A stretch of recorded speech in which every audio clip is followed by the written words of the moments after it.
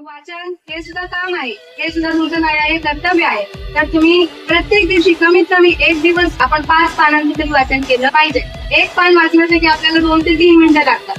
ज्यांचं वाचन स्लो त्यांना 5 मिनिटं लागतात. एक पान आपण 5 मिनिटात जरी वाचलं तरी साधारण 5 पानं वाचण्यासाठी आपल्याला 25 मिनिटं वेळ लागेल. तर 25 मिनिटं उगाच तिकडे फिरण्यापेक्षा आपण जास्तीत जास्त वाचन कसं करायचं हा विचार करूया.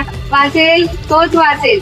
जग कशाचं आहे? स्पर्धेच आहे. वाचन केल्याशिवाय आपल्याला ज्ञान मिळत नाही. पुस्तके काय आहे? ज्ञानाचे भांडार आहे. तिथे पुस्तकांचा साठा, तिथे ज्ञानाचा नाही तोटा. जर आपल्याला बोलायचं असेल, समाजासमोर आपली इमेज निर्माण करायची असेल, समाजामध्ये मी आयडियल आहे बाबा ह्याच्यात तुम्हाला दाखवायचं असेल तर तुम्हाला काय करावं लागेल? वाचनच करावं लागेल.